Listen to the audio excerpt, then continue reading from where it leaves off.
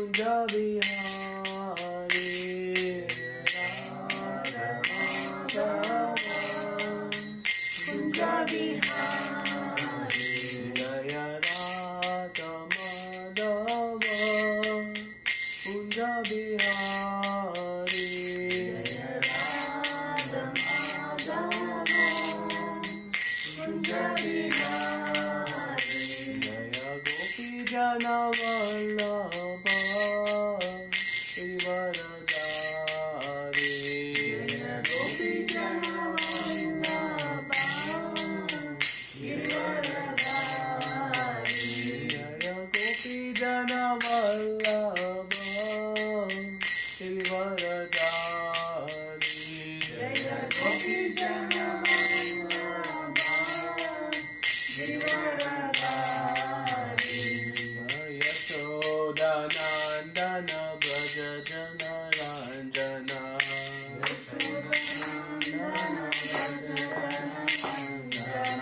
Yashoda Nandana Braja Jana Ranjana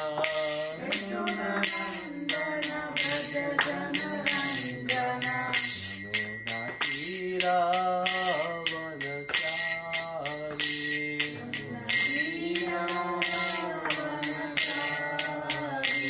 Jaya Radha Madhava Kunja Vihari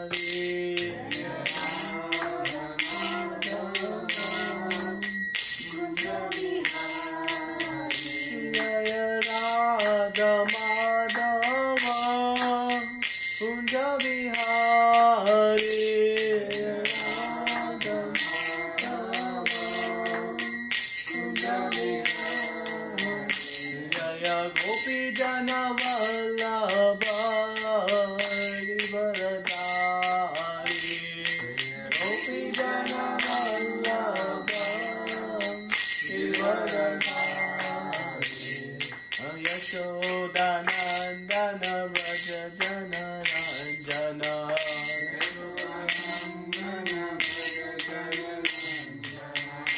Yamunatira Vanachari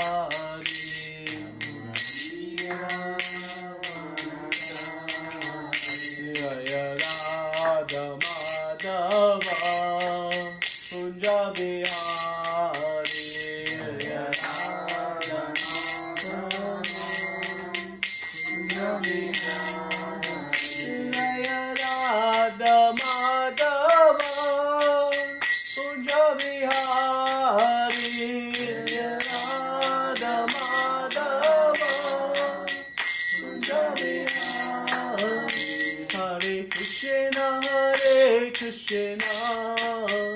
Krishna Krishna Hare Hare Hare Rama Rama Rama Hare Hare Hare Krishna Krishna Krishna Hare Hare Rama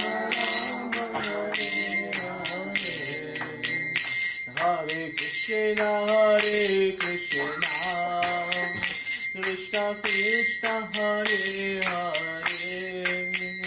Hare Rama Rama Rama Hare Hare Hare Krishna Krishna Krishna Hare Hare Hare Rama Rama Rama Hare Hare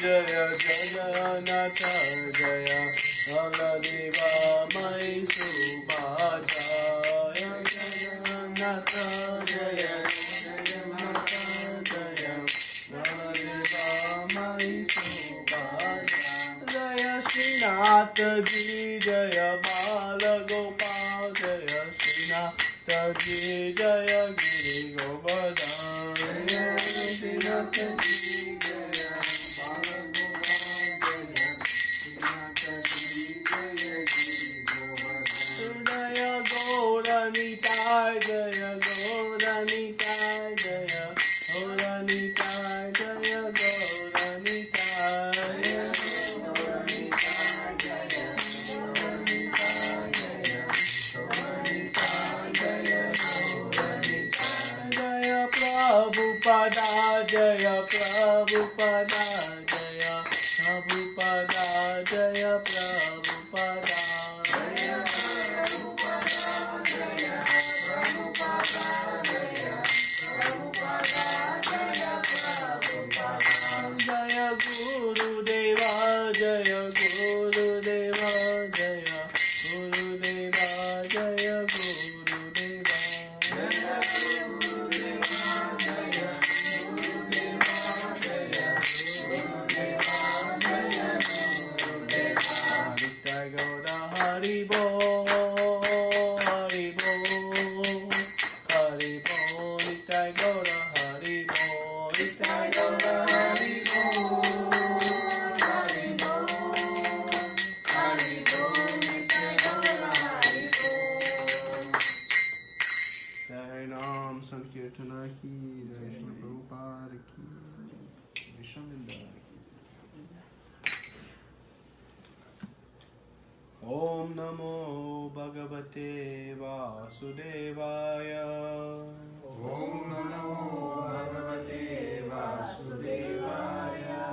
Om Namo Bhagavate Vasudevaya Om Namo Bhagavate Vasudevaya. Om Namo Bhagavate Vasudevaya Om Namo Bhagavate Vasudevaya. So now I'll read the invocation on the first page of the book. You can open to page 1. You can follow along as you know. Do the best you can, don't worry. Om Ajnanatirmirandasya Jnananjana Shalakaya Chakshurum Militam Yena Tasmai Shri Gurave Namaha Shri Chaitanya Manobishtam Stapitam Yena Bhutale Swayam Rupa Kadamayam Dadati Swapadantikam Vandeham Shri Gurun Shri Prabhupada Kamalam Shri Guru Vaishnavamsha Shri Rupam Sagrajatam Sahagana Raghunatam Vitam Tam Sajivam Sadvaitam Savadutam Parijana Saitam Krishna Chaitanya Devam Shri Radha Krishna Padan Sahagana Lalita Shri Vishakam Vitam Shram Hey Krishna Karuna Sindhu Dina Bandhu Jagatpate Gopesha Gopika Kanta Radha Kanta Namostute Tapta Kanchana Gaurangi Radhe Vrindavaneshwari Krishna Bhanu Sute Devi Pranamami Hari Priye Vancha Kalpa Tarubhyascha Kripa Sindhu Bhayevacha Patitanam Pavanebhyo Vaishnavebhyo Namo Namaha Namo Vishnu Padaya Krishna Prasthaya Bhutale Srimate Bhaktivedanta Swami Niti Namine Namaste Saraswate Devi Gauravani Pracharine Nirvishesha Shunyavadi Paschata Deshatarine Jai Shri Krishna Chaitanya Prabhu Nityananda Shri Advaita Gadadara Shri Vasadi Gaura Bhaktivedanta Hare Krishna Krishna Krishna Hare Hare Hare Rama Rama Rama Hare Hare.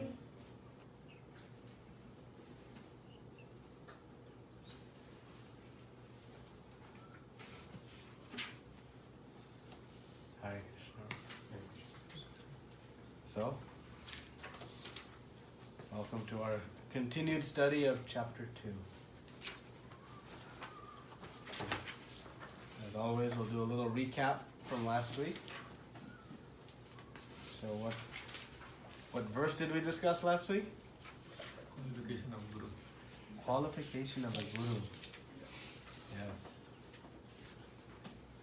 And before we discuss what are some of the qualifications of Guru, anybody remember the verse? Full knowledge of Shastra. Full knowledge of Shastra. But which verse did we discuss? 9. Close. 8. We discussed the 8th verse, right? And Arjuna was saying that I can find no means to drive away the grief. We're all trying to drive away grief in our life. We're all trying to find that path of perfection. And Arjuna said, even an unrivaled kingdom, which equates in our world to unlimited wealth. Unrivaled means where there's no threat of it. No one can take it away. Even that won't dispel my grief. And the instructive point here, Arjuna's understanding, is that no material situation, wealth, fame, strength, beauty, status, that will not give us the peace we searched because of the nature of the soul. Because we are a spirit soul, the happiness we search for comes from the soul, not the body.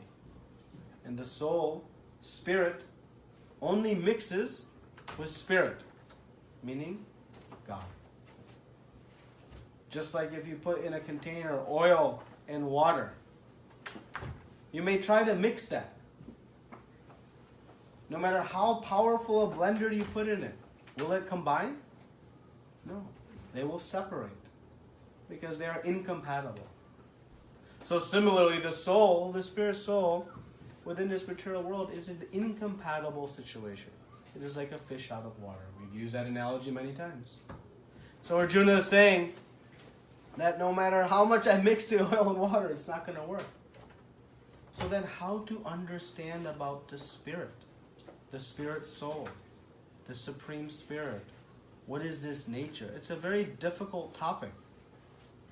Right? If I want to learn chemistry, I can go into a lab and I can mix different chemicals and observe different reactions, and I can, through a process of experimentation, learn about chemistry.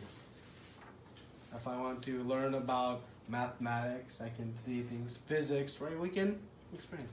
But how to learn about the soul? Well, one, we need a teacher then who can teach us about the soul, right? If you want to learn how to fly, you need to approach someone who knows how to fly. If you want to learn how to play the piano, you approach someone who knows how to play the piano.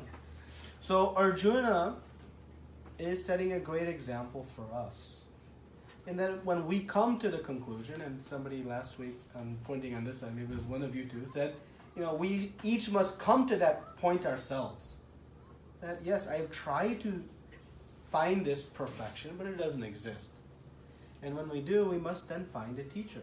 Just like anything in life, when we want to know something, acquire some knowledge that we don't have, we find a teacher.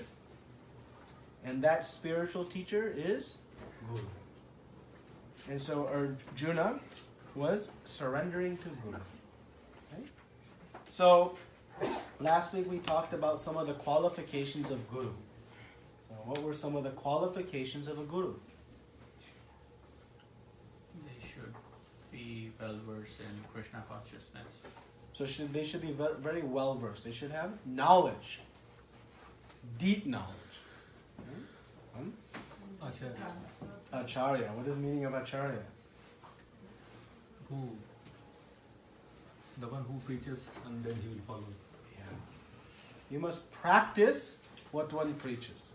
Saying one thing and doing another is not. Anyone can speak. But an acharya is one preaches by example. Preaches more with action and less with this. That is acharya. So must have knowledge and must practice it. Any other qualifications we remember? And it should transfer as it is, like whatever is taught by his gurus, it should be conveyed in the same parampara. And why is that so important? Because he should not alter like what is the thing he learned. It should be as it is, like one postman delivering the money to us without adding or reducing the money. He has to give whatever we are supposed to receive. And what happens when knowledge is passed down in this way? Like Where is our knowledge coming from then? Krishna. From Krishna. It is coming from the source. Right? Just like you plug in to that point, you plug in and you get power. Where is that power coming from? Powerhouse. The powerhouse, which is located far away. So how 60, 70 miles away, the source of the power is being carried to that plug point, is being carried by different poles and different substations that bring that power to your home. Similarly, who brings the knowledge of Krishna into our heart? It is Guru. Guru, just like that power pole, the power pole doesn't make electricity. It simply passes it along, carries a little bit further. Guru, a bona fide guru, is not writing the message. It is simply passing the message coming from the source, Krishna. Then it is bona fide. So not just knowledge, but knowledge coming in parampara to the source. That is authorized knowledge. Anyone can claim to have knowledge. Because if you don't know and I don't know, someone speaks something, makes logical sense, how are we to know whether it is right or wrong? So, knowledge must come in this Guru Parampara.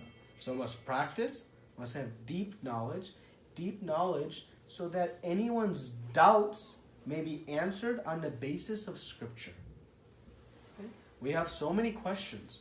In order to be able to act faithfully, we must remove our doubts. Well, we remove our doubts by submitting inquiry, by asking questions. And Guru must be able to answer those questions on the basis of Shastra. Not on the basis of, I think, or it should be like this. No, on the basis of Shastra. So the knowledge must be vast, but one must ultimately know the essence of the knowledge. You can't ask a question and just get some Sanskrit verse back.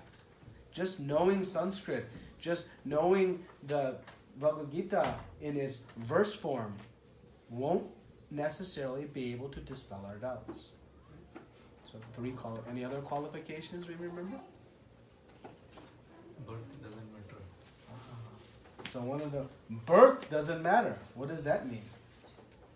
If my birthday is in August, it doesn't matter? What is birth? In a particular caste, doesn't matter. It can be any caste, and it's by karma. You determine, your actual or real caste is determined. But anything doesn't matter. Caste, grade, height, weight, Anything, business, right? occupation, service, whatever. Yeah, there's no designation. Right? Birth does not define who is a guru and who is not. Just like if I'm the son of a doctor, that doesn't make me a doctor. It may make me a better chance of becoming a doctor, but I still have to put forth the effort to become a doctor. Birth has nothing to do with what my profession will be. So similarly, guru is not based on birth. It is based on qualification. So, we said fully knowledgeable in Shastra, fully sense-controlled. We're going to talk about the importance of controlling the senses. How many of us have done something we later wished we hadn't done? Anyone? We all have. And it's almost as if some magnetic force has pulled us to that activity or thing. My intelligence saying, don't do, don't do, don't do. But the mind is saying, just this once, just this once, just this once. What's the harm? What's the harm? What's the harm? What is that a nature of? It is a nature of senses. So we're going to talk about how to conquer the senses. Acharya, practice what preaches. Coming in bona fide parampara. And doesn't matter about birth. Okay? So this is the qualification. And ultimately, Guru is a postman. Simply delivering the message of God. Not writing the letter. Delivering the message. That is a bona fide Guru. And thus the same instruction that came to Krishna, to Arjuna, can come to us. No difference in potency. No difference in potency. No matter where we are along that power line, we get the same potent power. Is it not? If we are a house right next to the power station, do we get better power than 60, 70 miles away? Now, due to physics, there's a degradation of power over distance, so let's go with the example. But the point is, the power works. Right? So, same thing with if we go to a bona fide disciplic succession, the same potent message that Arjuna was receiving by Lord Krishna himself, we have that exact same benefit. But what is our responsibility as a disciple, as a student? My sequencing isn't working here, so it's all here. So what must we do? Extra prasad for whoever gets these questions answered. What is our surrender? What does surrender mean? Does give up blindly? Last questions. Faith? Faith. And how do we develop faith? How do we develop faith in anything? Practice? Some experience? Right? Doctor says, take this medicine. What do? Take that. We take it. We don't even know what we are taking. Right? We don't know what chemicals are within that pill. But we have some faith in that doctor, in the institution in which that doctor resides, maybe in the state licensing. We have all this faith in this system. So we take. Right? So we must acquire faith in the potency of the spiritual master and then surrender. Surrender means if you go to the doctor and you wait there, he gives you the diagnosis, you pay your bill, and he says you take this medicine and you go home and you throw the medicine in the garbage. What is the value of going to the doctor? Right? So it means we must be ready to follow. We must come to that point in our own life where we say, yes, I am now ready to follow. Just like if you go into the university classroom or any classroom and you're not there to learn, you won't learn. So we have to open the heart. But it is not blind faith. It is not blind surrender. It is informed faith, informed surrender. We don't blindly surrender to any doctor. Anyone who gives you some pills, who has a stethoscope around their neck, you'll take them? No. You take it from the right source. So we're not just going to surrender to anyone. We're going to find the authorized source and then follow. So that is first. What is our next position? And why? What's the importance of inquiry? Verification. Verification. Verification. Trust but verify. Trust but verify. And what does that do when we verify the knowledge? We'll get more faith. We'll get more faith. What happens when we get more faith? We'll start serving. We'll start doing. We'll start practicing. Right? We'll start following. So we must inquire. Spirituality is not about just do, don't ask. No, the whole Vedic system is built on question, answer, question, answer. Right? And finally, what is our duty as a disciple, as a student? Dakshina. Oh, why? Everything comes at a cost. Everything. We have to pay for everything. how you're going to pay for the value of connecting our spirit soul to the Supreme Personality of Godhead. Anyone has a credit card limit high enough? How you can put a price on that? You cannot. So the means to reciprocate with the Guru is through rendering service. And service to Guru means we help them in their mission to serve the Lord, to spread this knowledge. Right? So this is not a money transacting business. That is not. Unfortunately, in our society, this has become more prevalent. This money exchange business between Guru and disciple. That is not the bona fide means. Okay? So now, we're going to move forward to the 12th verse of the 2nd chapter. So, in the 9th verse, just to kind of connect from 8 to 12, Arjuna tells Krishna, I'm not going to fight, and fell silent. So he surrendered to Krishna and said, I'm not going to fight. And then, in the 10th verse, O descendant of Bharata, at that time Krishna, smiling in the midst of the army, spoke the following words to the grief-stricken Arjuna. Now, Krishna in the 11th verse is going to speak very strongly. You know, sometimes when a friend approaches us a need, and they are a little bit hysterical, a little bit delirious, sometimes we have to just shake, listen! Right? We have to grab their attention. So as we go through this Bhagavad Gita, we're going to see these different styles of interaction between Krishna and Arjuna. And so here Krishna is going to speak very strongly. And hear what he says. The Supreme Personality of Godhead said, while speaking learned words, you are mourning for what is not worthy of grief. Those who are wise lament neither for the living nor for the dead. He's kind of chastising Arjuna. Arjuna, while you're supposedly speaking learned words, you are acting foolishly. Is it wise to lament for something that has no value? If you are sitting and you're lamenting and crying because you lost your garbage bag that you'd put out on the curb, would that be considered wise? Be considered foolish.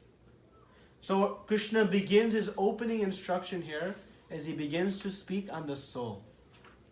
He's saying, mourning for what is not worthy of grief. What is Krishna saying is not worthy of grief in the context of this battle? Now remember, they're on a battlefield. Arjuna is about to be asked to begin the war. And he has said 2 verses prior, I will not fight. And he sat silent. So what was Arjuna grieving over? Like he's going to kill his relatives and fight against. He is going to kill his relatives. And Krishna is saying you're mourning over what is not worthy of grief. So what was Arjuna going to kill? The people who are not good. The body. The body. And what does Krishna say about the value of the body? And should it capture our emotion? No.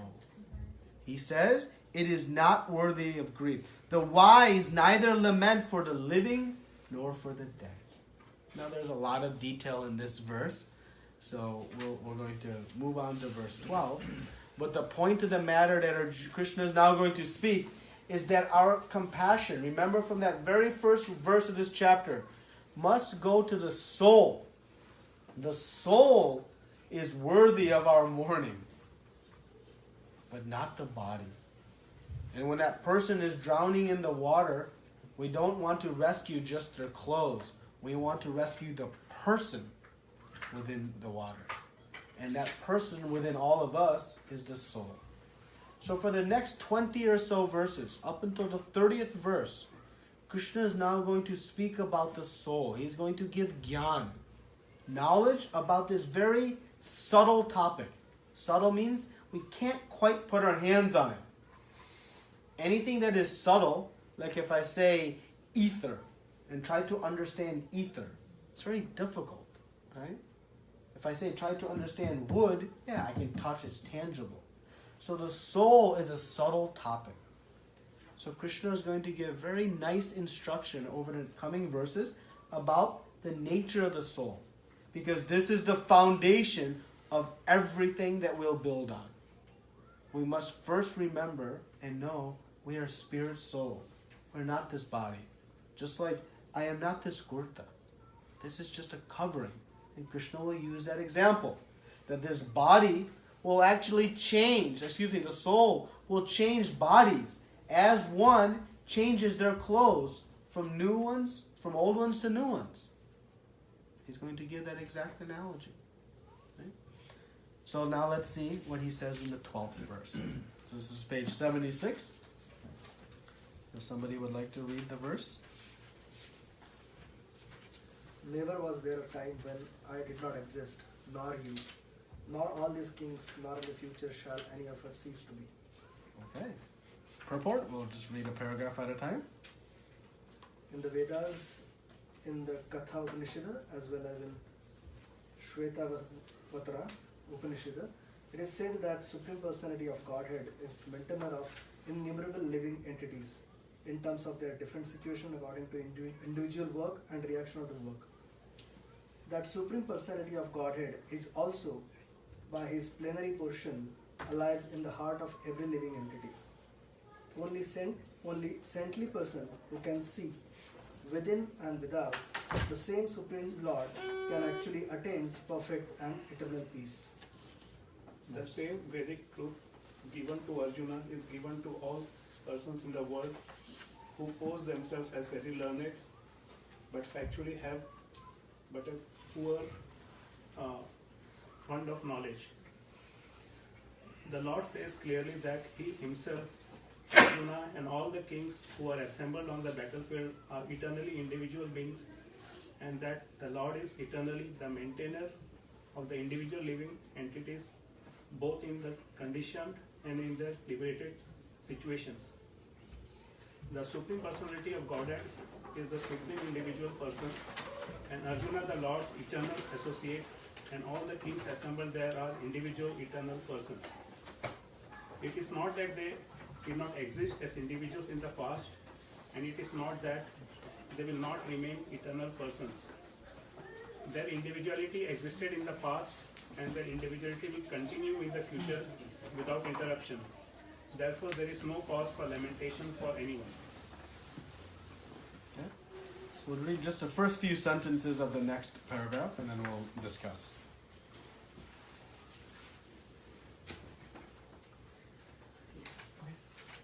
The Mayavadi theory that after liberation, the individual soul, separated by the covering of Maya or illusion, will merge into the impersonal Brahman and lose its individual existence is not supported herein by Lord Krishna, the Supreme Authority.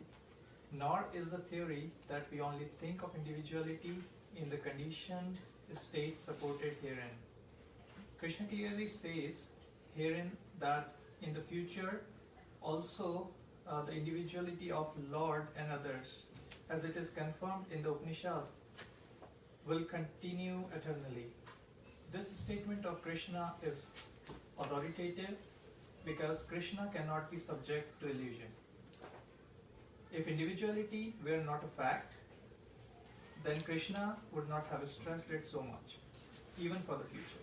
Okay, so we'll stop there. So this is an interesting verse, and we'll come back to this verse a lot. But Krishna is saying, never was there a time when I did not exist, nor you. He's speaking to Arjuna. Just he and Arjuna? No. Nor all these kings who were assembled on the battlefield.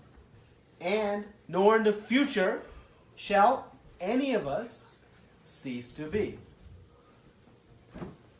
So, immediately he is speaking to what feature of the spirit soul? Never die. It never dies. Which means it is eternal. Right? So how many of us really understand eternal? Anyway, what is the definition of eternal? Infinite, never ending. Never ending, infinite. Neither the source of also, I mean, it's never started, it's never end. It never started, You cannot find the point and you start. right? So it has no beginning No end. and it has no end. That is eternal. Can we comprehend something that has no beginning? Like, what is the beginning of this figure? And where is the end? Wherever you start. You cannot know. Even if I have a MIT PhD, can I figure it out? No. Our material minds can never understand this concept of beginning. We want to say, no, but when did my soul appear? Right? When did it start? When did it start? We don't know. There's no beginning. That's eternal. In the material world, have we found anything to be eternal? That is the nature of the world. And in the spiritual world, it's the exact opposite. Remember, I keep saying this like a reflection. Exact opposite. So in the spiritual world, everything is eternal. Nothing has a beginning or an end. Is this body eternal? No. We like to convince ourselves it is. We celebrate its beginning. I was born this day, my birthday. Woohoo! And we say, how old are you? How old are we? Eternal. We don't have enough candles to put on the cake. We're eternal. Yeah, how old is Kurta is? I don't know, whatever. The body is beginning and end. But what doesn't have a beginning and end? Soul. The soul. Right? So, what has no beginning or no end is the spirit soul. So, Prabhupada quotes this verse from the Katha Upanishad. This nityo nityananam chaitananas chaitananam eko bahonam yu vidadati kama. It's a very important verse. It says nitya nityananam. Anybody knows the meaning of nitya? Every day. Huh? Every day. Always. It means eternal. So Krishna is saying there are two eternals. Nitya and Nityananam. Which means there are, all of us are eternal. But there is one who is a separate eternal. And who is that one? That is Krishna. There is Chaitananas, Chaitananam. They are all living entities. So every living entity is eternal. The tree sitting right here, it has a soul. That soul is Nityananam. It is eternal. The soul residing within all of us, who we are. When I say I am doesn't refer to this body. It refers to the soul. Make sense? Remember, subtle topic, so it takes some grinding to get to the essence. So, every living entity is eternal. So does that mean that if we're all eternal, we're all the same? No. That's why it says Eko Bahunam. The Eko, there is one eternal. This Nitya, the same. Eko, this one who is maintaining all other eternals. So, we are eternal, but we are eternal, maintained and dependent on Krishna, the supreme eternal. So while we both share this feature, the living entity and the Supreme Lord of being eternal, let us not confuse that we are the same. Right? Just like if I say I play tennis and some professional tennis player says he plays tennis. Well, technically we're both tennis players, but are we the same? No. So yes, we are all eternal, but there is a supreme eternal. Okay?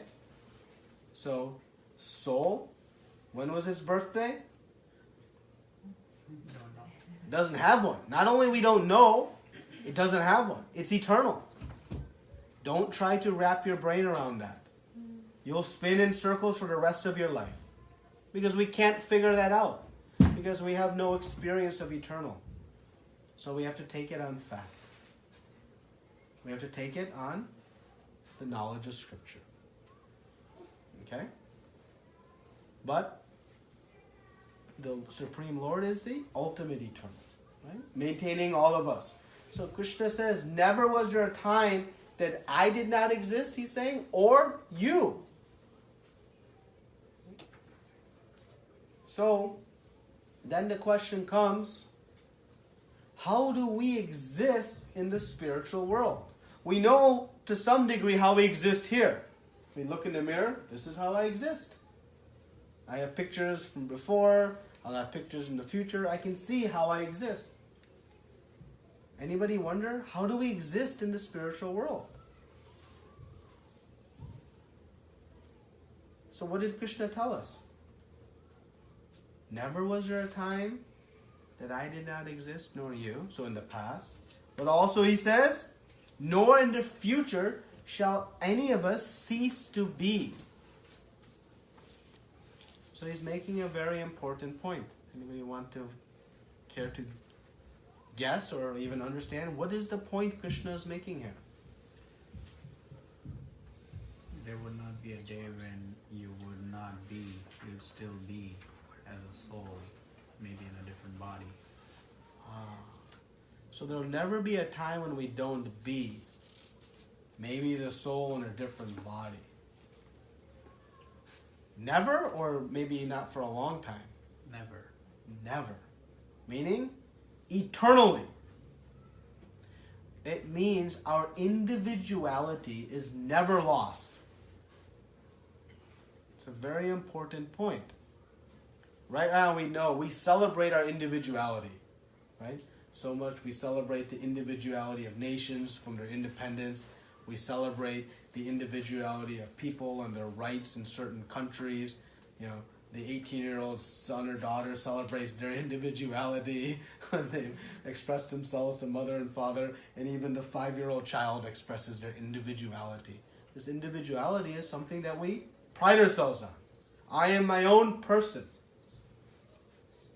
Well, that individuality, does it ever cease to be? No. The experience we have today of individuality, I'm my own person, that is not a temporary situation. That itself is eternal.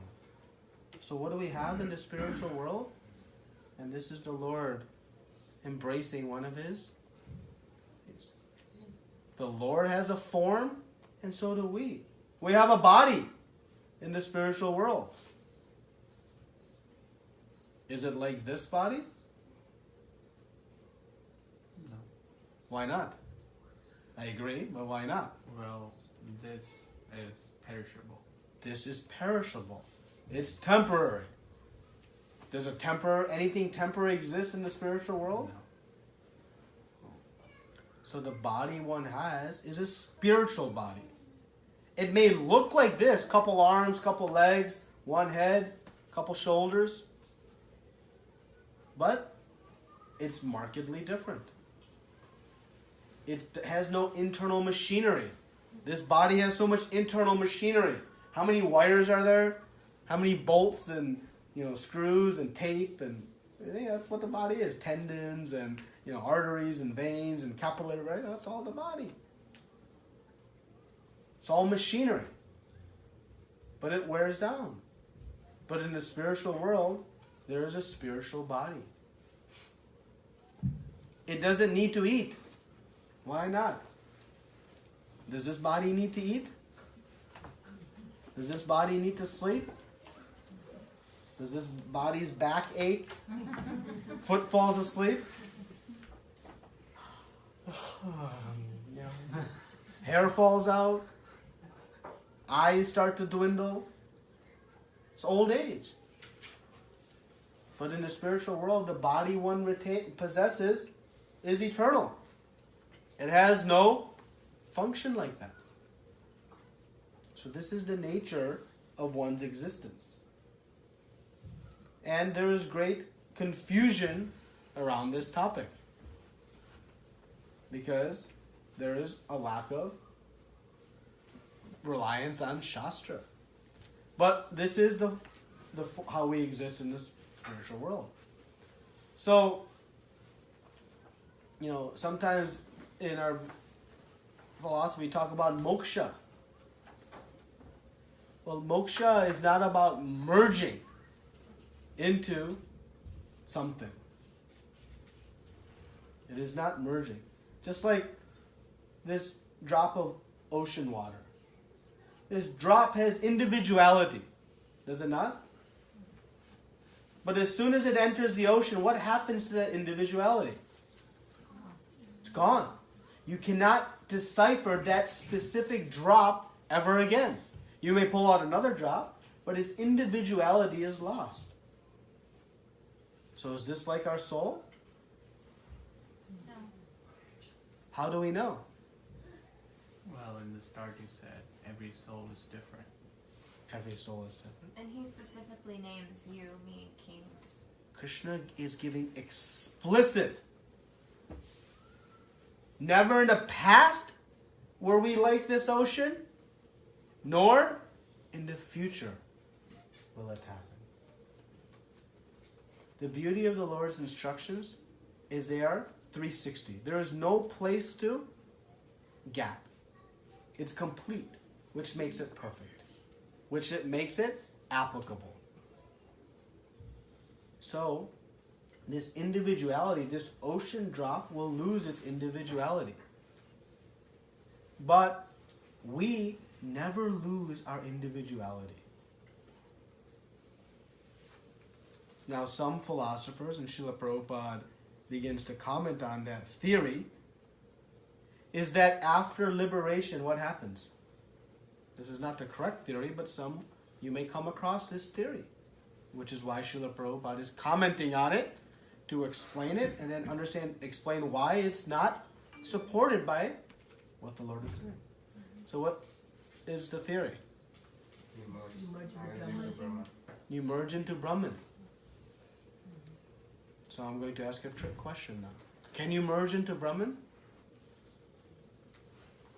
One saying no. No. You're saying yes? Be a part of the super soul, so yes. And one saying yes. Yeah. You can merge into Brahman. But you don't lose your individuality. It's like a fish who's in the river. And then that river empties into the ocean. Did the fish lose its individuality? No. But it moved from the river into the ocean. So the spirit soul may go to what we call this impersonal aspect of the Lord. Now we're getting very technical. But we have to start to put some definition around these terms. But still, the individuality is not lost. Meaning, I retain my independent existence, independent in the sense my individuality. I'm always dependent on the Lord. Why? Because that supreme eternal is always maintaining all other eternals. One has no existence separate from the maintenance of the Lord. Just like a spark in the fire. As soon as a spark travels too far from the fire, that spark's heat is maintained by the fire. Right? So, the liberation into the impersonal doesn't mean we lose our individuality. It is like floating in the impersonal spirit. So we'll talk a little bit about that. So question. Is God personal or impersonal? It can be both. Huh? It can be both. It can be both. We have one vote for he can be both. He's a personal. He's personal. Any other? Both. 2 votes for both.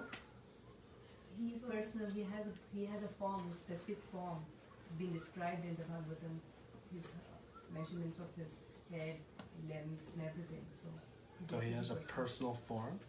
Okay, so let's, before we get to the full answer, what does personal mean? He kind of gave us an answer. What does it mean when we say personal? Others cannot take that form. Others cannot take that form. DNA. Huh? DNA. Huh? DNA. On a material basis, DNA. Restricted to one. Restricted to one. When we think of God, when we say God is personal, it means God is a person. He is Purushottama, the supreme person. Right? He is a supreme person. But he is a person. We have relationships with other persons. And those relationships can be very strong or very weak, or they have different features of those relationships. So what is our relationship with God? It is a personal relationship with God. Krishna is a person. But is he also impersonal? A couple yeses. it depends upon the person. If we do not want to think about him, then he becomes impersonal to us. Okay. So maybe it depends on the person's perspective. I think so. He's impersonal too. He's impersonal too. If he's God, he has to have everything. Yeah. He has to be both. Right? He has to be both. Otherwise he's not complete. Right? Like the sun. Is the sun personal or impersonal in this similar context? It's personal. Both. It's got the sun rays, which are emanating, but there's a planet. There's a sun planet, a sun globe. Right? So similar like that, Krishna has a form, a person. And from his body emanates the Brahma Jyoti. This light. This effulgence. So when people speak about merging into the impersonal Brahman, that is merging into the effulgence. It means we enter the effulgent sky. We maintain an entity, but we're floating in this sky. Now, this is getting a little bit more esoteric, but bear with me. What kind of relationship can we have with a person versus an energy or impersonal? Which has a deeper relationship? Why? Because we can see him and we can talk to him and know him.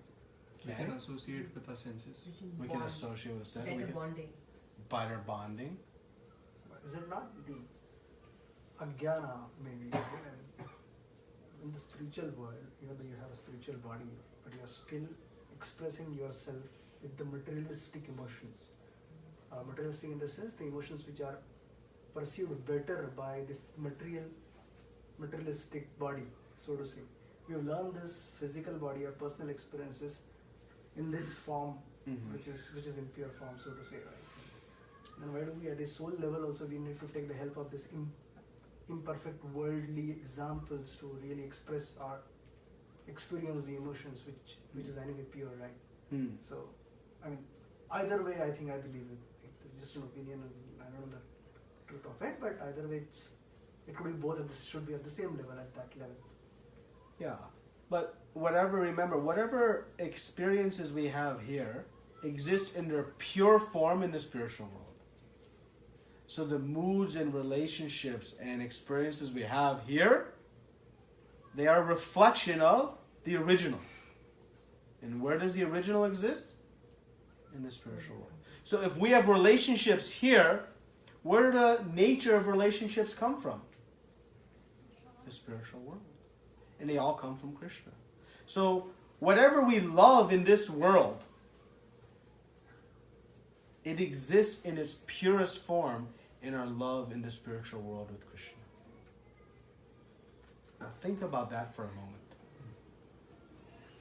Whatever we love in this material world, whatever it is, lies within Krishna.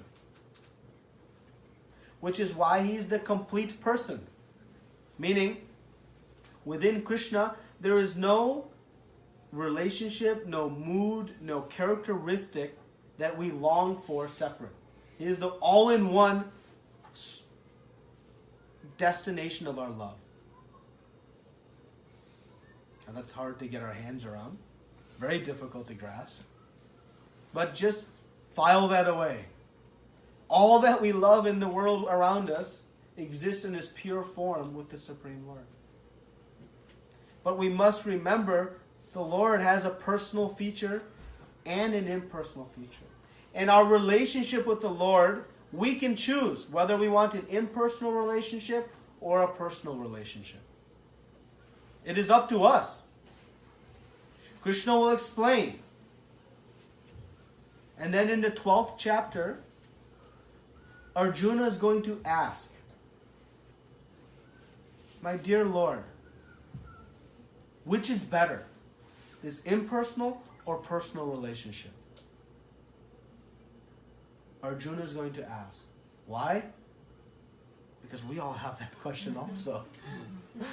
If the Lord has both, we want to know, well, which is better? Right? And Krishna is going to give his conclusive answer. But you already know, based on your own logic, if you can have a relationship with a person or you can have a relationship with sunlight, which would you choose? You can only love sunlight so much. Right now, this time of year, we are loving it, having come out of the winter. But there's only so much you can interact with. But with a person, we can go very, very deep. Okay? So, the importance of this verse, remember, these early verses are foundational verses. They're not going to give us the whole answer. Just like the foundation of a home. You really don't see it much. But if you don't have a foundation, whatever home you have above is going to crack very quickly. So we have to build the foundation. And the foundation of today's verse is we are eternal. The spirit soul always existed and always will exist. It never loses its individuality.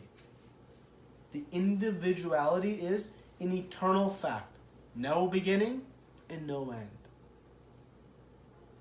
And so now we have to figure out what is the nature of this individuality that will give us this happiness and peace. But because we are eternal and Krishna is eternal, don't just think, oh, we're on the same platform. No. We are fully maintained by the Supreme Eternal. Nityo Nityananam Chaitanas Chaitananam. Of all these living beings, Eko Bahunam, Eko, one, is maintaining all of us. And who is that one? If we remembered that, then where would our love go? So this is a very important verse, and it'll lay the foundation for next week's verse, which is a very popular verse. You may have heard it many times. Dehi no shmin yata dehe kamaram yavanam jara tata dehan tara praptir diras tatra namuyati. Krishna is going to say that the soul is constantly moving through the body from baby to youth to middle age to old age. Did we lament? Did we cry when we lost our baby body and gained our youth body? Anybody? We may be lamenting now, I don't have that body back then. Yes. So the Lord is saying, Dhiras, a sober person, knows the soul is constantly changing bodies. So Arjuna, why are you going to lament when this body goes away and a new one comes? It is nothing new. It seems new, but it is nothing to lament. Why? The soul is eternal. Can the soul be pierced by a weapon? Can the soul be withered by the wind? Can it be cut by a knife? Can it be burned by... No, it's eternal. So this doesn't give us a free license to destroy bodies, because bodies are now going to die anyways. So Krishna is going to guide us there too. Don't take this knowledge and misapply it. You know, I think I told the story of in the seminar, but one time husband and wife came home from the seminar, and husband said, you know, I'm hungry. And wife says, you're not this body, you're a spirit soul. That is not the proper application. So, the body has a great purpose. It is a vehicle carrying the soul, but we must understand them in relationship. So, the next several weeks we're going to continue this topic of the soul. So, today's verse is a little bit technical, but important in setting this foundation. So, any comments or questions? Yes? Why Krishna says the souls have to be different? Why the souls are different? Why souls are different? Well, imagine this world if we all were one of 5 models. Model A, B, C, or D. Every person had one of 5 voice tones, looks, heights, interests, sense of humor, personality. How exciting this world would be. Huh? Be fun? Variety. Variety is a source of our experience. So, the spiritual world has extraordinarily variety. Think about the world if it was all 2 colors. How our experience would be. So just in these simple dimensions we see variety. So the Lord, again, He created us. Don't ask when. But He is our creator. And He created every living entity to have its own individuality. And each living entity has its own free will. So our experiences are defined by us. We get to choose. It is up to us to choose. No one can impart their free will on us. We have independent. Krishna will never force us to do anything. He is guiding us of what to do, but ultimately it is our choice. So that free will creates independent individual experiences for everyone. Everyone has their own path. Everyone has come here from their own unique path. And we'll all leave here on our own unique path, guided by our free will and our past karma. And that free will is never taken wrong. Even in the spiritual world, one retains their free will. That was my question. So I was thinking only materialistic world, people are different. No, in the spiritual world there's unlimited variety. In the Brahma Samhita, Lord Brahma explains this variety. So much variety. Because without variety, think about it. If everything was blue or green, it'd be easier to get dressed in the morning. Other than that, right? If everyone had the exact same personality, we'd all go nuts. If the weather was always exactly the same, sometimes we wish that. That might be nice. Sometimes we wish that. But trust me, when we got it, we'll think, I wish it was cold once. Wish it was a little bit warmer once. We enjoy variety. So where that enjoyment of variety comes from? The spiritual world. Remember, whatever we enjoy here It exists in its purest form in the spiritual world. That is why we should not fear, oh, well, I won't have this there. Whatever this is, exists unlimitedly there. No reason to look back and wonder. Also, the variation comes because of the false ego, mind and intelligence. The conditioning of the material modes are our characteristics, our qualities, that comes from our free will, how we've experienced the world.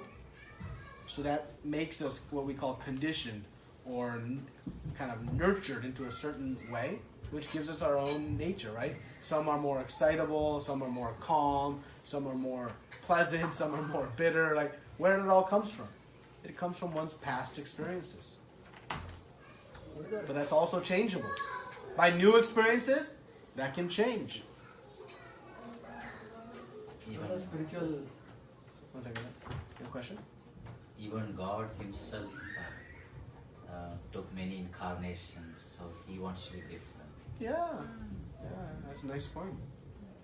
He has unlimited avatars. Unlimited. Any question? Yes. Or comment? Yeah. What is the spiritual body? Individual is different, and we never lose our individuality. So in the spiritual world, what is our body form? Is definitely human being, like head, hand, and legs. But what is our individual, so to say, personality? It may be different, right? So which form? So they consider this form as in the spiritual world? There are many different forms in the spiritual world, and they are described of individuals. So within the center of the spiritual world, within Goloka or Vrindavan, there are boys and girls, ladies, men. So there's although there is no distinction, there is a distinction in that sense. There are animals, there are trees, there are birds, there are bees. Those are all. There's no in the material world. There's a distinction, right? Only in the human form of life we can inquire. But in the spiritual world, there are bumblebees too. That's a particular form. That's a pure devotee of the Lord. So that all exists within Goloka and Vrindavan.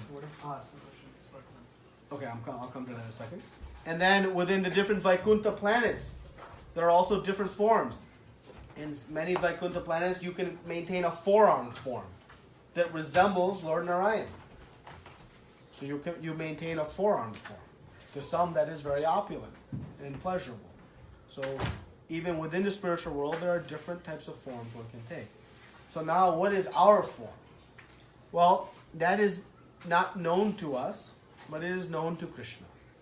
And actually, it says that our soul, it actually has a shape. Though it's very small, it has a shape. And that shape is actually our eternal form. So, if I were a peacock, the shape of my soul sitting as 1/10,000th the tip of a hair, which will be explained in the coming verses, but it still has a shape. And that shape is in the shape of my spiritual form. Now, that spiritual identity and form that used to be revealed in this disciplic succession, that Guru would explain, would know. But because of our inability to process that information, it's now not told. But it's known what it is. And yeah, I'll stop there. Not necessarily to answer anything, but I always feel that whenever I'm hearing whatever the Gita is now, there's always a to and fro between material and the spiritual world. So, and it is for good reason also for the people to understand. But for example, that Krishna, when is telling to Arjuna that why you are in a grief, right? And the verse that we read today, right? Everybody is eternal. And you look at the soul, not the body, right? And you should love the body and you should express your emotion with respect to the soul, not the body. But when Arjuna kills somebody, like for example Duryodhana for that matter, so he is looking at Duryodhana as a body, and his body is getting perishable and soul is not. But he really wants him to love and express his emotion with Duryodhana's soul, for example. Which form he should find? I mean, when that soul leaves the Duryodhana body, he doesn't know which form of the body that soul will take it. And if as a soul, he want to express his emotion towards that soul. And where to find that? And everybody is not equal. Well, he will have a special bonding with that soul. But that's the knowledge Krishna is going to give him. If you go back to several weeks ago, we gave the 5 reasons Arjuna did not want to fight, right? And one of them was compassion, right? He said it's saintly to forgive. So I should forgive the aggressor's nature of Duryodhana and his cohorts. I should forgive them, right? That sounds very logical. But that was fully faulty. Why? Because Arjuna had misdirected his compassion. His compassion was to save Duryodhana's body, right? So if he really wants to be compassionate to Duryodhana, he should kill him. Yes, that sounds perplexing to us. Why? Because we have conditioned mindset. So now I'm going to give you Krishna's answer of why. Krishna's answer is very clear and very precise. Because Duryodhana had committed such atrocities, right? What was coming to him? His end. Not the end though. The end of the body. But what was coming to him because of all of those atrocities he had committed? Reactions. What kind of reactions? Joy in the park? What kind of reactions? Horrible. Horrible suffering. Why? Action equals reaction. Duryodhana was headed to long periods of suffering because of his long periods of misaction. So, if Arjuna had compassion to his soul, he would think how to get rid of that suffering. With one shot of the arrow, by taking his body, he freed him from all those sins because Duryodhana left his body in the presence of Krishna. Well, now we have to have knowledge. Wait a minute. Leaving your body in the presence of Krishna nullifies all your sinful activities and it opens the doors to the spiritual world. So Arjuna was shooting open the doors to the spiritual world by killing Duryodhana. But how he would have no knowledge of that unless he heard from Krishna that this is the case. So Arjuna's compassion was okay, but his compassion was to the body. So he was trying to preserve that which was going to die anyways. So Krishna is saying, why? It's going to die anyways. Don't think you are the cause or the savior of the body. That's going to happen anyways. But think how you can benefit the soul of everyone around you. Even Duryodhana. Yes, Arjuna, you should be compassionate. It is saintly. But saintly means to be wise. Don't be saintly for the trash you took outside this body. Who cares about this squirt? To save the person. Right? So, but we have to know. Now I can't just say, oh, I'm going to open the door and kill my neighbor because that's going to... That's stupidity. Because we have to understand the whole circumstance. Where that knowledge comes from? It comes from Krishna. So that's why Arjuna, the clear conclusion is he should fight. When Arjuna said, I don't want to incur the sins of killing. We all know to kill is sinful. But to not do your duty carries more sin. So his second argument, completely opposite of what Arjuna thought. He thought happiness. I'll have no happiness if I'm enjoying the kingdom on the spilled blood of all of my relatives. Arjuna, again, forgets, no matter you win an unrivaled kingdom, you're not going to be happy. Whether the blood was spilled or not, material happiness will never work. The point is, every one of Arjuna's arguments were completely backwards. And what does that exemplify? All of us. All of our ideas. More money, more wealth, one more child, one more zero in my bank account, one more car, one more family, one more room in my house, one more. And then I'm set. It's all fault. The only one more is one more time hearing the real process of success. So all of Arjuna's dispositions are going to be very concretely. Now is it very clear why Duryodhana should be killed? Right? Right? Now we know. Because we understand from here. Before it, I mean, it's unclear to all of us. With the more, sorry, but the question was, I was not questioning that, it was perfect. Now Arjuna got this knowledge that he's also a soul and he liberated in front of Krishna and he's opened the door, that's perfectly. But he still have emotions to be expressed to that soul of Duryodhana. Not necessarily a bad comparison, but of more spiritual emotions. And he was enjoying that emotion in the bodily form, in this form of Arjuna and Duryodhana, wherein they had a bitter relationship. But now he had a gyan and he found it okay, but still has an expression towards Duryodhana's supreme soul or pure soul for that matter, in the pure materialist form. How does, in his supreme form of Arjuna, how he will know where is Duryodhana, so that he can express that emotion, not necessarily of hurt, pain or anger or anything, but just the relationship, because, I mean, he was carrying that, because everybody has an individuality, right? So, once he liberated, he doesn't know where he's gone. Well, but he doesn't care where he's gone. No, there are, I mean, the example that now we have given about expressions of love, happiness, anger, with respect to individuality, because he loves somebody else. So, but that relationship in the spiritual world is all one pointed with Krishna. So Arjuna is not worried about when he'll regain his lost friendship with Duryodhana. No, not worry, but if you want to express, he will not know where it is, right? Because he knows he's in the spiritual world. He takes comfort that he is now safe.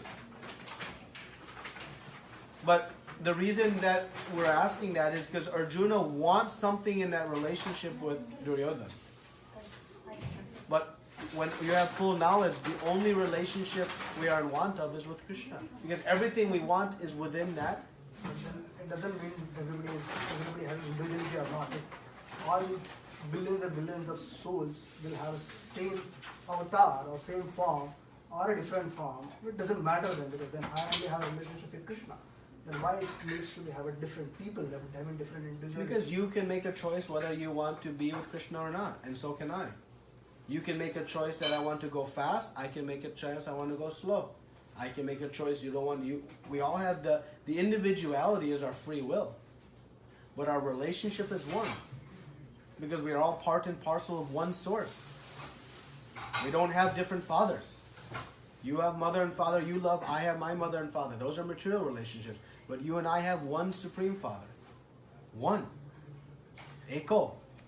There's one maintainer of us. So that relationship, now in the spiritual world, our relationship is not between us. Our relationship is in how we are serving the Krishna. So our love for each other exists in our love for Krishna. So Krishna becomes the center and never you or I. And that's why there's no conflict. There's no conflict between you and I, I'm speaking figuratively, in the spiritual world, because neither one of us care about ourselves, we care about Krishna. So I love you because of your love for Krishna. You love me because of my love for Krishna, not because of each other. And that's why there is no conflict. And that's why in the spiritual world, one loves everyone, because they are loving our supreme love. It's just like if someone loves your child, you love them because they love someone you love. Make sense? You love them more. If that person loves you or loves your child, you like them more if they love your child. They show some compassion because you love your child even more than yourself in some ways. So when in the spiritual world the center becomes one, Krishna, all harmony is there. That is the peace formula. It is the peace formula in this world too. As soon as there becomes two centers, that's when conflict occurs. Sorry, you had a question and I'll take it. Yes, so Prabhuji, you mentioned there are finite number of species, like 8.4 million species. So are there finite number of souls or infinite, or like how do we comprehend, because each of the soul is individual, right? There are unlimited, innumerable living entities. But they can take one of 8.4 million pieces of clothing. A body is a piece of clothing for the soul. So there is a limited number of bodies, but there are an unlimited number of souls that may occupy any of those species. Just like there are an unlimited number of universes. Within the universe, there are unlimited number of planets. And we are sitting on one tiny planet. How many universes there are? It's explained. Just to try to comprehend it, how many grains of sand there are on a mile-long beach. Now, when you pick one handful of sand, you cannot even count the number of grains of sand. But now imagine how many... So, within that, that's how many universes there are. Within each individual grain of sand, there are unlimited number of planets and unlimited number of living entities. So we cannot even get our heads around the quantity of living entities. It's unlimited. That's the best we can do. So if you take Earth as an ecosystem, so is it like the number of living entities is constant? No. No, because when this, take planet Earth, based on the karma of that activity, of that soul, it may go to a lower planetary system. It may go to a higher planetary system. It may stay here. It can shift around.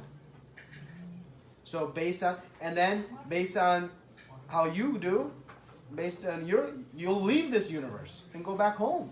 So now -1. But another one has come also. Maybe another 2 is. There's no math. So when we see species extinction, that doesn't mean 8.4 million is now 8.3 million. Well, on this planet, only a certain number of species are there. But now we are speaking in the whole creation. So not all 8.4 million species are present in every planet. I very much liked the idea when you said, like Krishna, like the father, you said before. So we have got like a personal relationship, like we have got towards our biological father. Yeah.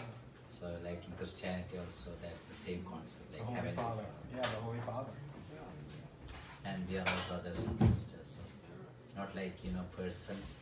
More than that, we can relate to each other like our own brothers and sisters. Yeah. Krishna says, Aham bija pradaha pita. He says, I am the seed-giving father.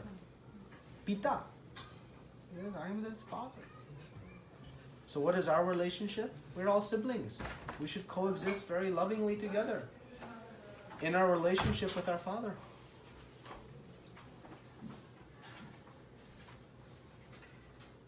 Do we coexist as in a material form and in the spiritual form both at the same time? No. So our spiritual form becomes covered. That soul becomes covered by our false ego. This ahankara. So this false ego, what it does?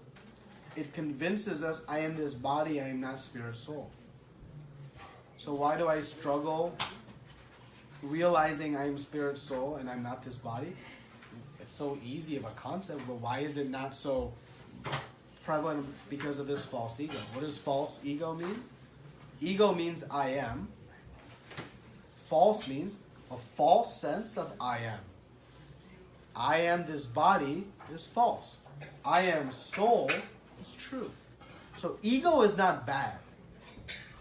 When we say ego is bad, no, we say false ego. When someone says, oh, I'm great, well, they have a false sense of who they are. So false ego says, I am this body. So the false ego covers the soul. As soon as that false ego is dissipated, the consciousness of I am spirit soul permeates. And it becomes profound. How profound? Krishna will explain in later in the Bhagavad Gita that one sees themselves as if living in this body. We can't distinguish between I and the body. There's no distinction. But you can distinguish yourself in your car. Right? I'm in my car, I'm out of my car. I'm in my car, I'm out of my car. It's very easy. Well, that same perception occurs when one is self-realized that I am in this body. And that same experience, that I'm just in this body, so the attachment doesn't come to the body, it comes to I. The attachment comes to I being the relationship with the Lord. So that form becomes compressed and covered by this one.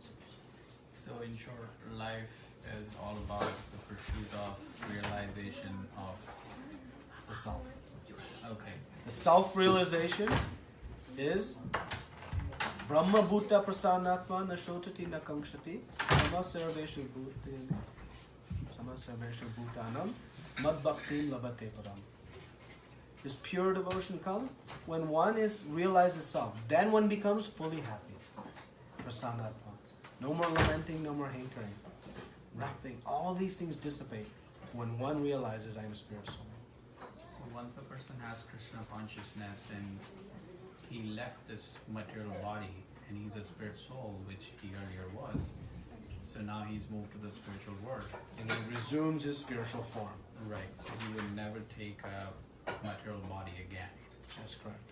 Okay. Yeah, so in the 8th chapter is Attaining the Supreme. Krishna repeatedly says, once one returns to my material abode, they never have to come, spiritual abode, they never come back again. And now we'll ask, well, how do we know? We came once. What if we do it again? But we didn't do a good job last time. How do we know we are going there? Because if you stick your hand in a pot of boiling water and it burns your hand, you say, ouch. Will you ever stick your hand in a pot of boiling water again? Krishna told us, you're not going to like the material world. Don't go. Don't go. But we didn't believe him. Why? We hadn't experienced it. Just like you tell a child, don't touch that boiling water. It's hot. But what do? Bubbles. Nice. They touch. So we're like that child. We didn't know. But once you know, don't ever have to experience it again. So the free will remains in the spiritual world. But because having experienced that, Right. So all of this was brewing in my head while my friend was asking you the question about Duryodhana getting killed by Arjuna. So after Duryodhana died, did he go to the spiritual world or did he probably went to a different body? he went to the spiritual world. Because he left his body in the presence of the Lord on a holy place called Kurukshetra. Where King Kuru established it as a Dharma Kshetra. Right. A place of holy pilgrimage. Right. So that's where I was kind of battling. That's what I thought. So Krishna said that there was never a time when I was not here or when you were not here in a soul form. So if we assume that Krishna is here, if somebody dies today, would it be said that he died in the presence of Krishna and would he attain spiritual world? Krishna didn't say never was a time I was not here. He said never was a time that I did not exist. So sometimes he's here, sometimes he's in the spiritual world. But we're going to see later in the 7th chapter, he's present through his apara and para shakti. Through all of his energies, his inferior and superior energies, he is present everywhere. And this is, we get into a little bit more, this achintya concept, we can't quite understand it. He's there and here together. But when he says, in the presence of me in his form, so here he's only here for a short time. But he says, I never shall cease to be. Just like we're not eternally going to be here, but we'll always have our existence. Okay? Prabhu, connecting to those questions, how can we even kind of thinking to come back to this material world when we have experienced the pure love of Krishna because we came from there and we are struggling to go back again there. So how to kind of understand this? Because we came from there but we are again trying to go back to the same place. Mm-hmm. So I don't know how I'm not sure the question. Because we came from the spiritual world, right? So that means in the spiritual world we have experienced the taste of love with the God. And with our free will that we understand that we want to come back here. But again we are trying to go back to the same place. Mm-hmm. So why is this? Because we are stupid. You want the honest answer? You want the honest darn truth? Because we are stupid. Why people do things in this world around us that are going to lead to their death? They don't have intelligence. No, it's like what we want to experience. So, Krishna told us something, we didn't believe him. We had ego. We could not tolerate Krishna being the center of everyone's love. Everyone was worried, wait, why him? Why not me? Why are all of you, what about, I'm here? That feeling came. Trust me, if we went to the spiritual world right now, we'd be frustrated. Why? Because no one would care about us. They would, but they'd care about us in our relationship with Krishna. So this I, me mind became present. It became frustrating for us. But that is not our eternal natural state. And ultimately, Prabhupada says, forget about wondering why and how. Focus on getting back. Because like eternal, we cannot trace back to when, what exactly led to it. And nor is it really relevant. Yes, it may be an interesting thing to know, but it's not relevant. Why? Because Krishna is giving us the path back. How we came here, when, whatever. He's giving us the guide path out. Let's focus on that.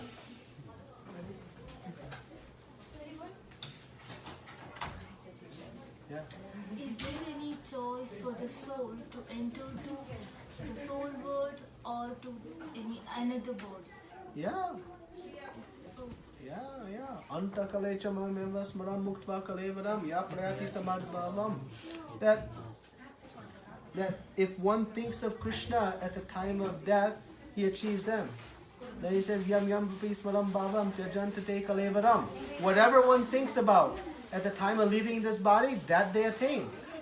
So if you have a desire to attain another human body, that's what you'll get. If you have qualification. If I have desire to live in a mansion, Krishna will fulfill that. But now whether I live in that mansion as the owner or as a cockroach, that's dependent on my karma. I'll be in that mansion, but in what condition? That's based on my qualification. So my desire and qualification.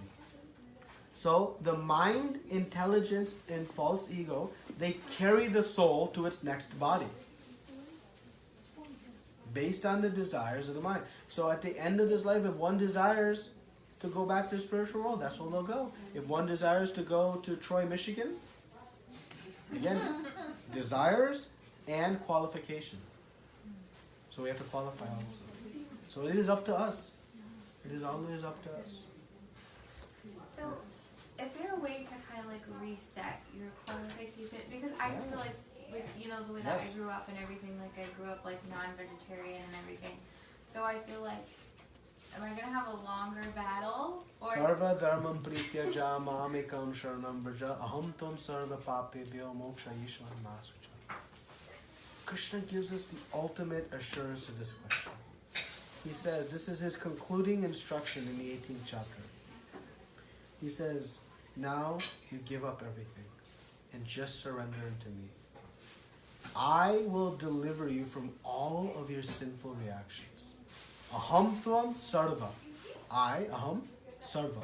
All, pap. All of your sin. And then he says, mahasuchaha. Do not fear. Don't worry, my child. See, the Lord isn't looking to punish us for our past if we have desire to purify and atone from them. So as the pace of our recovery to our original position is in our own hands. Trust me, you may think that, because you were born into a certain family, you had a certain lifestyle. Everyone has had millions of lifetimes away from Krishna. So what is 25, 30, 40, 50 years in the span of millions of lifetimes? Nothing. So no one has, they've got a better shot because they were born in this family, or from their childhood they've been vegetarian. Well, who the heck were they last life? They could have been a butcher for all we know. It doesn't matter. And that's the potency of the holy names. The holy names are so powerful that whatever conditioning we have made, whatever nature we have made over millions of lives, in a few short years, months, even days, one can undo all of that. That is the potency of the holy names. And that's why the fifth offense of chanting the holy names is to consider the glories of chanting Hare Krishna to be imagination. To think it's not possible. To doubt the power of the holy names. It is to doubt then the power of Krishna.